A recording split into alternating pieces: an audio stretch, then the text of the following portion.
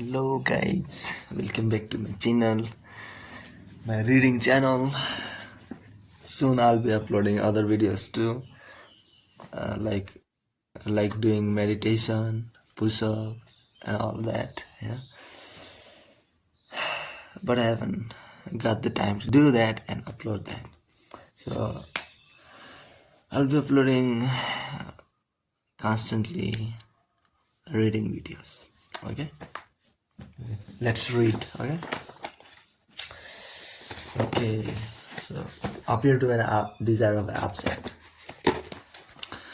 Appear to be an object of desire. Do you have to learn?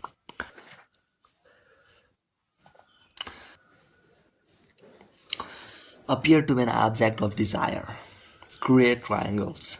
Few are drawn to the person whom others avoid or neglect. People gather around those who have already attracted interest. We want what other people want. To draw your victims closer and make them hungry to possess you, you must create an aura of desirability, of being wanted and courted by many. It will become a point of vanity for them to be the preferred object of your attention.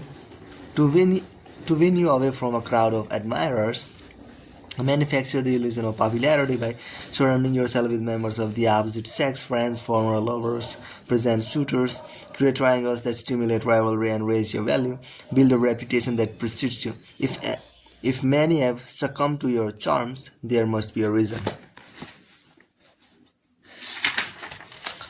Create triangles. Create triangles. Uh,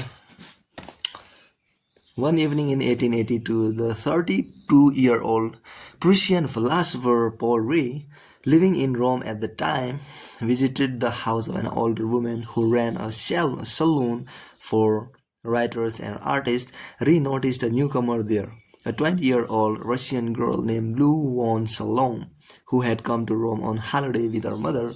Rée introduced himself and they began a conversation that lasted well into the night. Her ideas about God and morality were like his own. She talked with such intensity, yet at the same time her eyes seemed to flirt with him. Over the next few days, Rée and Salome took long walks through the city, intrigued by her mind yet confused by the emotions she aroused. He wanted to spend more time with her. Then one day she startled him with a proposition. She knew he was a close friend of the philosopher Friedrich Nietzsche, then also visiting Italy. The three of them, she said, should travel together, no, actually live together in a kind of philosopher's menage a trois, a fierce critic of Christian morals. Rée found this idea delightful. He wrote to his friend about Salome, describing how desperate she was to meet him. After a few such letters, Nietzsche hurried to Rome. Rée had made this invitation to please Salome and to impress her. He also wanted to see if Nietzsche shared his enthusiasm for the young girl's ideas. But as soon as Nietzsche arrived, something unpleasant happened.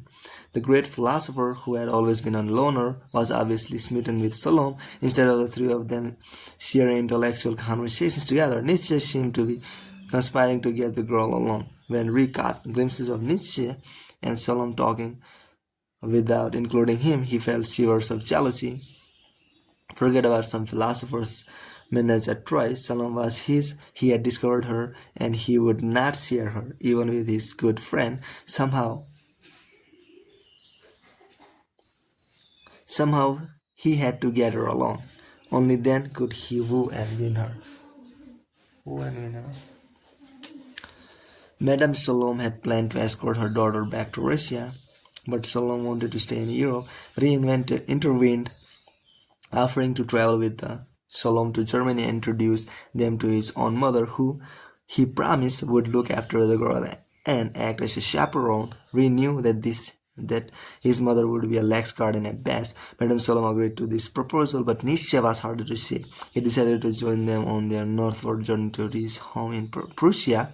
At one point in the trip, Nietzsche and Salome took a walk by themselves, and when they come back, Rée had the feeling that something physical had happened between them. His blood boiled. Salome was slipping from his grasp. Finally, the group split up, the mother returning to Russia. Nietzsche to his summer place in Teutoburg. Ray and Salom staying behind at Ray's home, but Salom did not stay long. She accepted an invitation of Nietzsche's to visit him unchaperoned in Teutoburg. In her absence, Ray was consumed with doubts and anger. He wanted her. He wanted her more than ever, and was prepared to redouble his efforts. When she finally came back, Ray ventured his bitterness, railing against Nietzsche, criticizing his philosophy and questioning his motives towards the girl. But Solomon took Nietzsche's side. Ray was in despair. He felt he had lost her for good. Yet a few days later, she surprised him again. She had decided she wanted to live with him and with him alone. At last, Ray had what he had wanted, so he thought. The couple settled in Berlin, where they rented an apartment together. But now, to Ray's dismay, the old pattern repeated. They lived together, but Salome was courted on all sides by young men, the darling of Berlin's intellectuals who admired her independent spirit, her refusal to compromise. She was constantly surrounded by a harem of men who referred to her as her excellency. Once again, Ray found himself competing for her attention. Driven to despair, he left her a few years later and eventually committed suicide.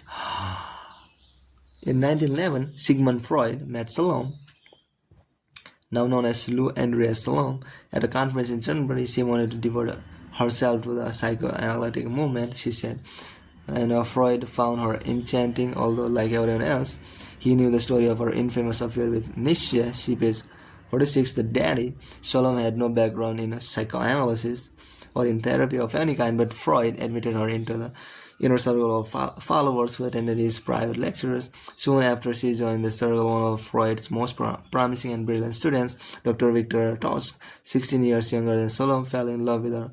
Salome's relationship with Freud had been platonic, but he had grown extremely fond of her. He was depressed when she missed a lecture and would send her notes and flowers. Her involvement in a love affair with Tusk made him intensely jealous, and he began to compete for her attention. Tusk had been like a son to him, but the son was threatening to steal the father's platonic lover. Soon, however, Salome left Tusk. Now her friendship with Freud was stronger than ever, and so it lasted until her death in 1937.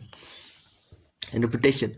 Men did not just fall in love with Lou Andrea Salome, they were overwhelmed with the desire to possess her, to wrest her away from others, to be the proud owner of her body and spirit. They rarely saw her alone. She always in some way surrounded herself with other men.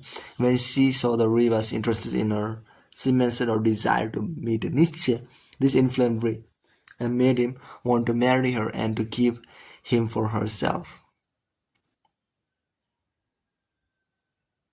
To marry her and keep him for himself. But she insisted on meeting his friend. His letters to Nietzsche betrayed his desire for this woman, and this in turn kindled Nietzsche's own desire for her. Even before he had met her, every time one of the two men was alone with her, the other was in the background. Then later on, most of the men who met her knew of the infamous Nietzsche affair, and this only increased their desire to possess her. To compete with Nietzsche's memory, Freud's affection for her similarly turned into a patent desire when he had to vie with Tusk for her attention. Salome was intelligent and attractive enough on her own account, but her constant strategy of imposing a triangle of relationship on her suitors made her desirability intense, and while they fought over her, she had the power of being desired by all and subject to none. Our desire for another person almost always involves social consideration. We are attracted to those who are attractive to other people.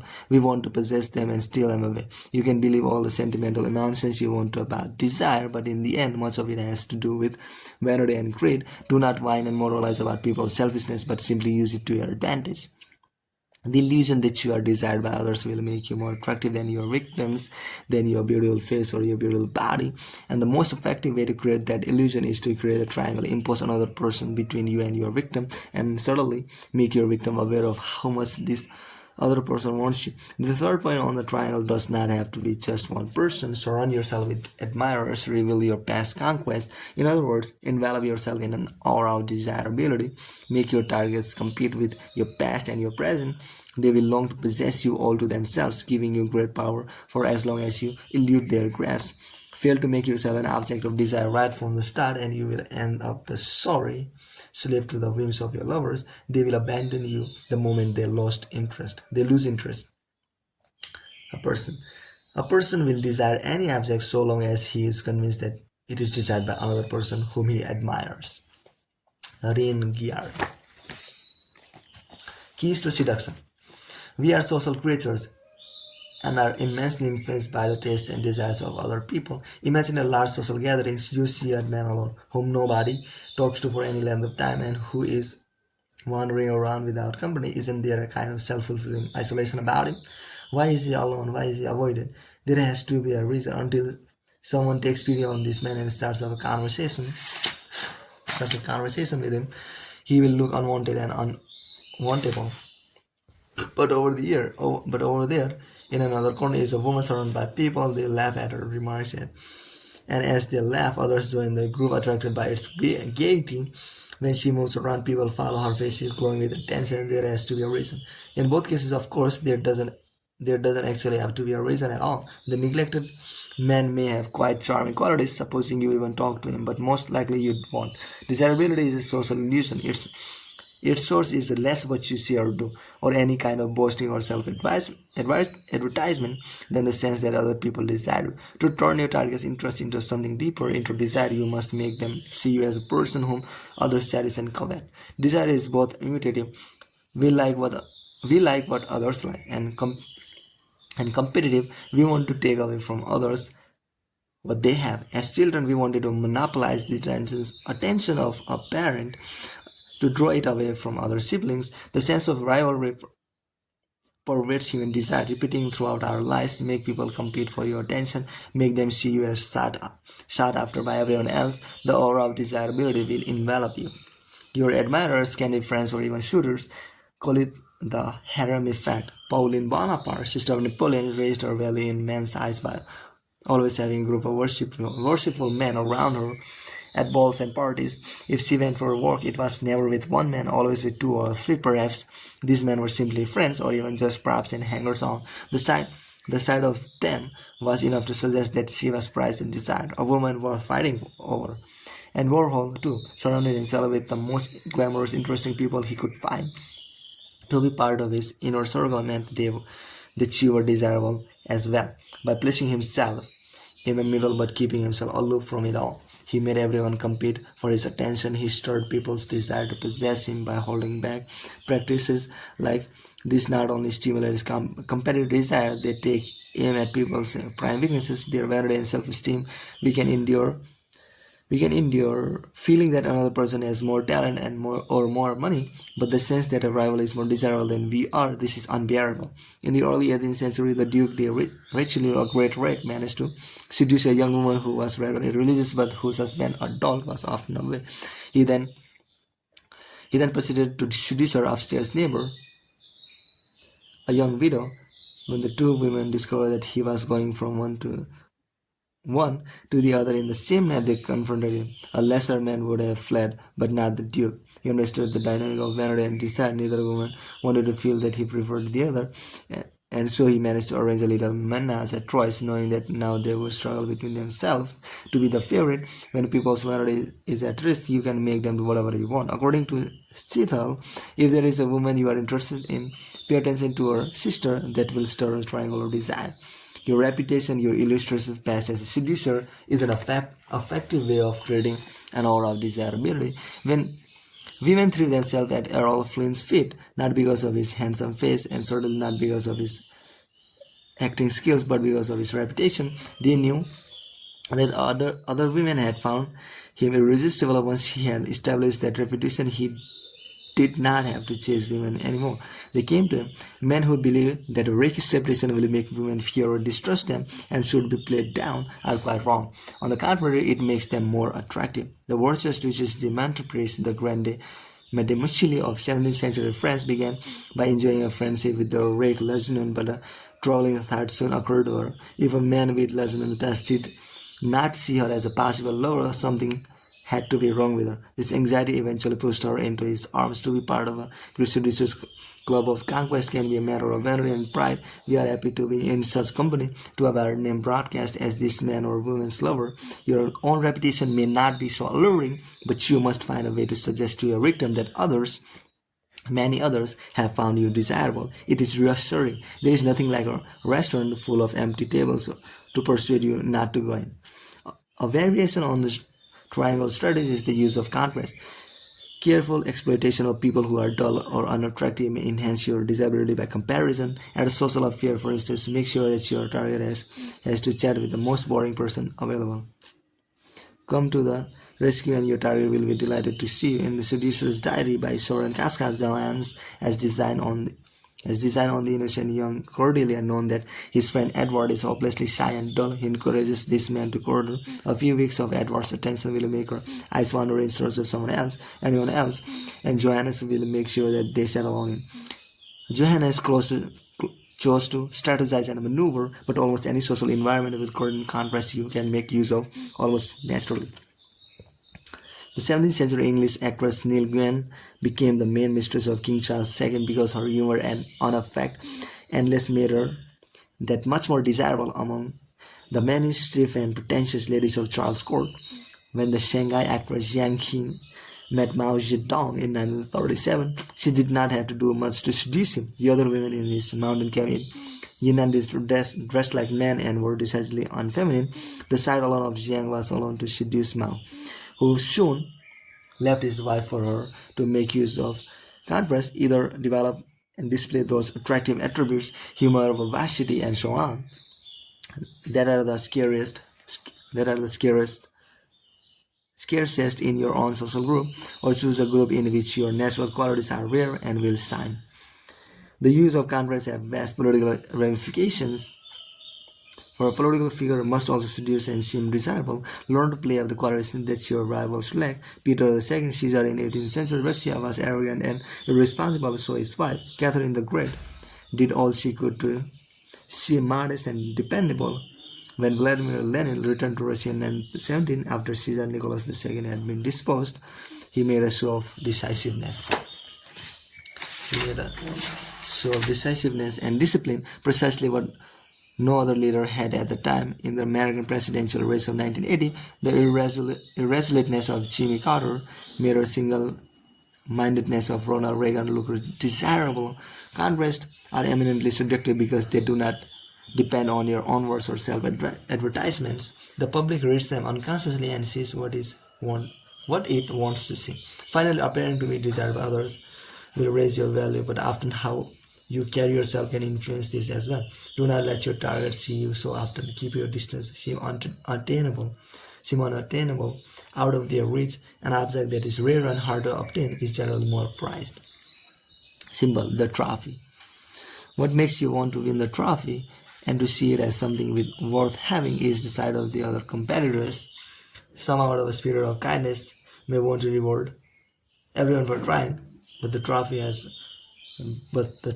then loses its value. It must represent not only your victory, but everyone else's defeat.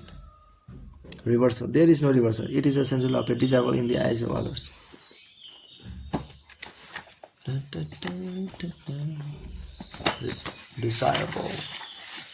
Desirable. Create a need. Store anxiety and discontent. A perfect satisfied person cannot be seduced. Tension and disharmony must be instilled in your target's minds. Store within them feelings of discontent and unhappiness with their circumstances and with themselves. Their life lacks adventure. They have strayed from the ideals of their youth. They have become boring. The feelings of inadequacy that you create will give you space to insinuate yourself, to make them see you as the answer to their problems. Pain and anxiety are the proper precursors to pleasure. Learn to manufacture the need that you can feel. Okay. Opening a wound. In the coal mining town of Eastwood in central England, David Herbert Lawrence was considered something of a strange lad. Pale and delicate, he had no time for games or boys' pursuits, but was interested in literature, and he preferred the company of girls who made up most of his friends. Lawrence often visited the Chambers family, who had been his neighbors until they moved out of Eastwood to a farm not far away. He liked to study with the Chambers sisters, particularly Jessie. She was shy and serious, and getting her to open up and confide in him was a pleasurable challenge. Jessie grew quite attached to Lawrence over the years, and they became good friends. One day in 1906, Lawrence, 21 at the time, did not show up at the usual hour for his study session with Jessie. Finally arrived much later in a mood she had never seen before, preoccupied and quiet. Now it was her turn to make him open up. Finally he talked. He felt she was getting too close to him. What about her future? Whom would she marry? Certainly not him. He said, for they were just friends, but it was unfair of him to keep her from seeing others. They should, of course, remain friends and have their talks, but maybe less often. When he finished and left, she felt a strange emptiness. She had yet to think much about love or marriage. Certainly he had doubts. What would her future be? Why wasn't she thinking about it? She felt anxious and upset without understanding why. Lawrence continued to visit, but everything had changed. He criticized her for this and that. She wasn't very physical. What kind of wife would she make anyway? A man needed more from a woman than just talk. He listened her to a man. They began to see each other less often.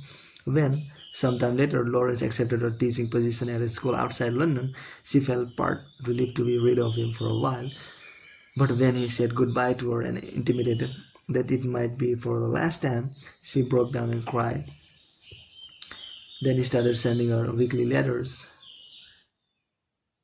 He would write about girls he was seeing. Maybe one of them would be his wife. Finally, at his behest, she visited him in London. They got along well as in old times, but he continued to badger her about her future. Picking at that old wound at Christmas, he was back in Eastwood, and when he visited her, she seemed exuberant. He had decided that it was Jessie he should marry, that he had in fact been attracted to her all along. They should keep in quiet for a while, although his writing career was taking off. Writing career was taking off. His novel career was taking off. What the career taking off? His first novel was about to be published. He needed to make more money, caught off guard by a sudden announcement, and overwhelmed with happiness. Jessie agreed to everything, and they became lovers. Soon, however, the familiar patterns repeated: criticism, breakups, announcements that he was engaged to another girl. This only deepened his hold on her.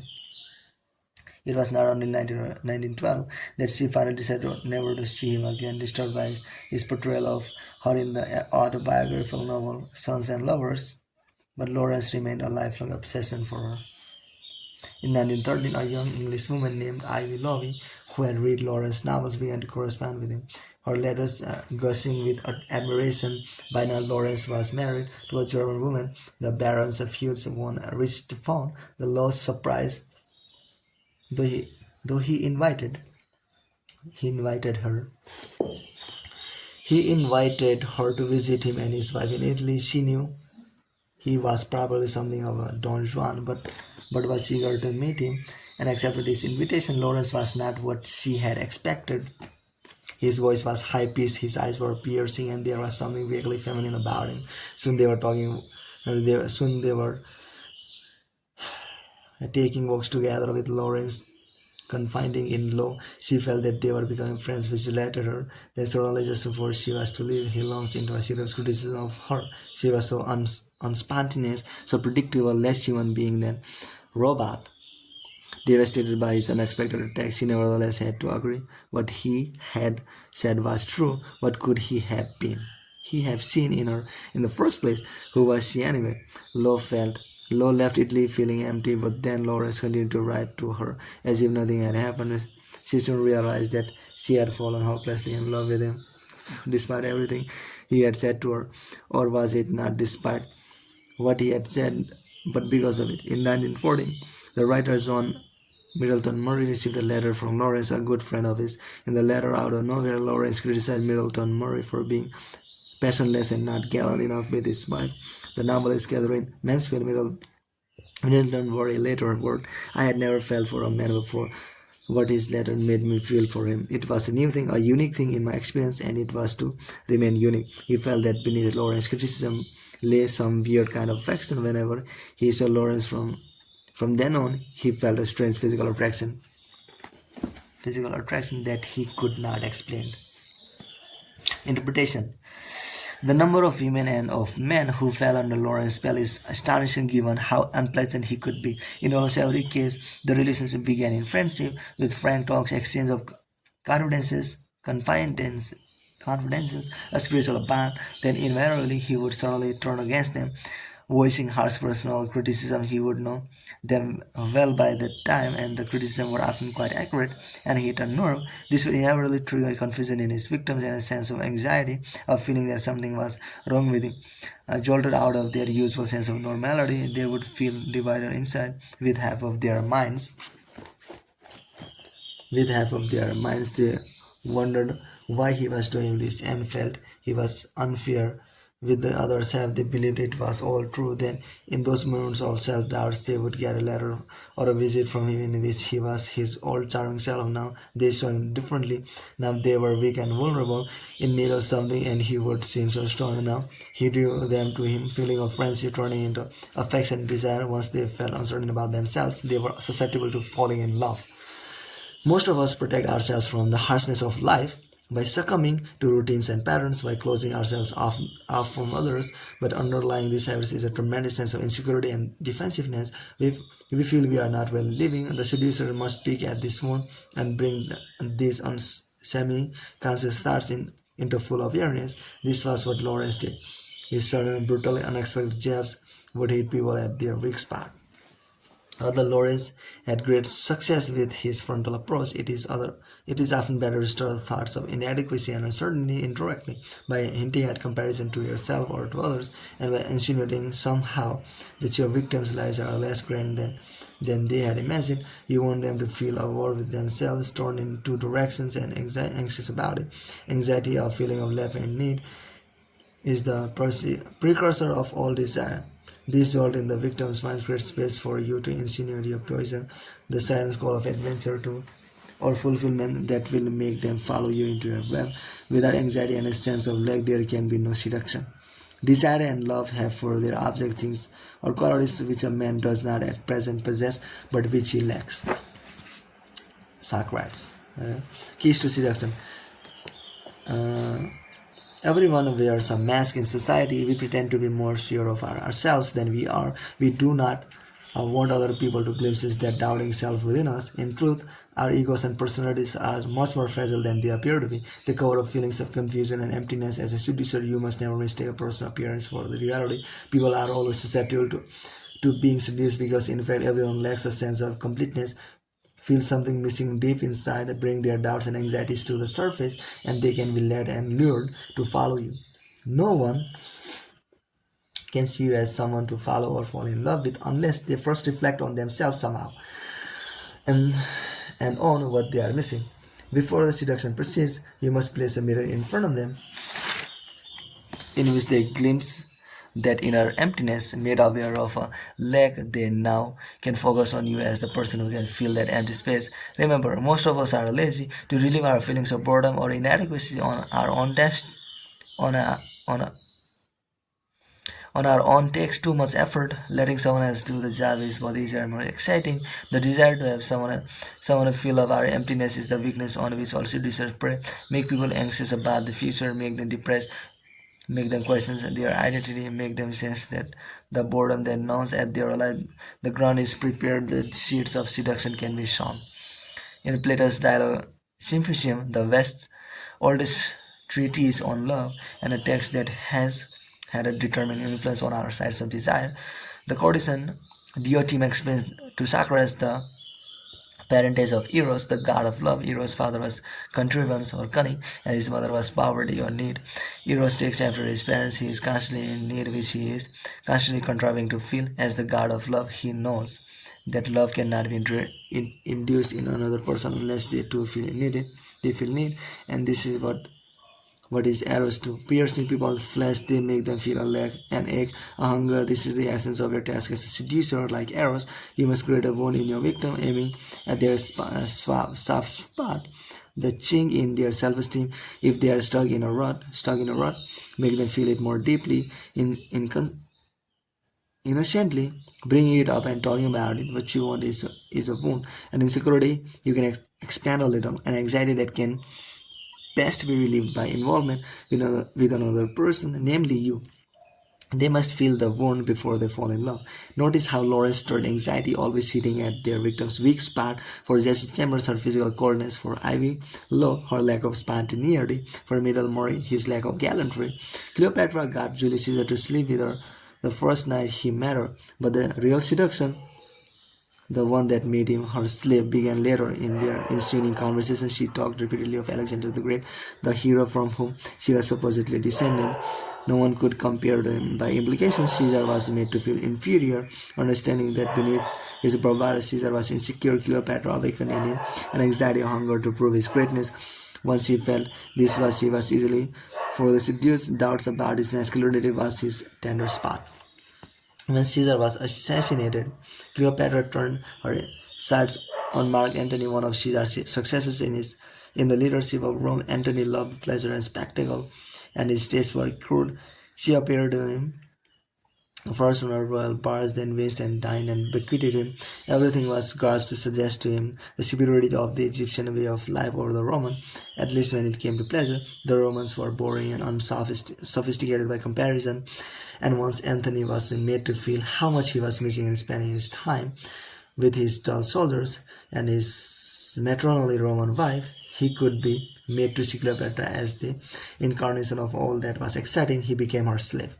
This is the lure of the exotic. In your role of seducer, try to position yourself as coming from outside, as a stranger of sorts. You represent charge, difference, or the break of routine.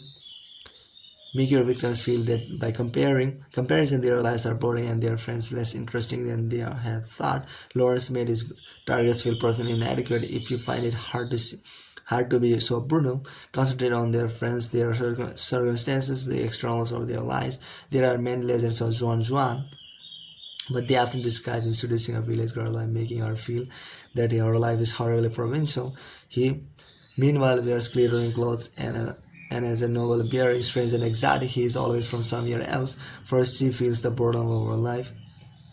Then she sees it as her salvation. Remember, people prefer to feel that if their life is uninteresting, it not bec- it not because of themselves, but because of their circumstances. The dull people they know, the town into which they were born. Once you make them feel the lure of the exotic, seduction is easy.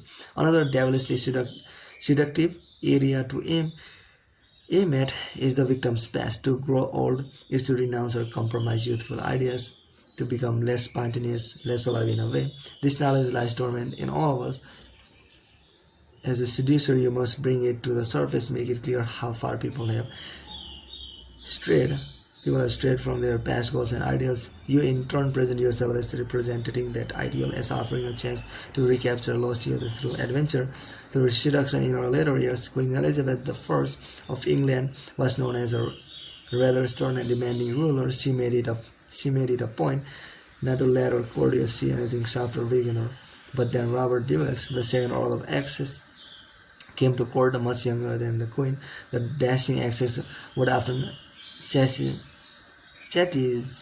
her for soreness. The Queen would forgive him. He was so exuberant and spontaneous he could not control himself. But his comments got under her skin. In the presence of Essex, she became to remember all the youthful ideas, spiritedness, feminine charm that had since vanished from her life. She also felt a little of that girl spirit return when she was around him.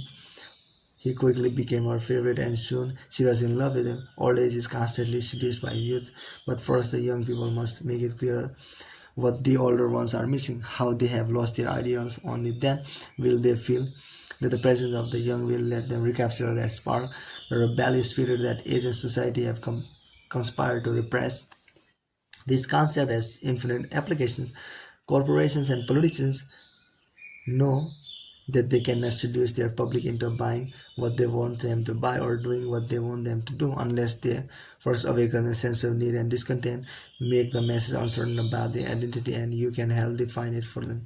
It is a true of groups or narrations as it is of individuals. They cannot be seduced without being made to feel some lack. Part of John F. Kennedy's election strategies in the 1960s was to make Americans unhappy about the 1950s and how far the country had strayed from its ideals. In talking about the 1950s, he did not mention the nation's economic stability or its emergence as a superpower. Instead, he implied that the period was marked by conformity, a lack of risk and adventure, a loss of our frontier values. To vote for Kennedy was to embark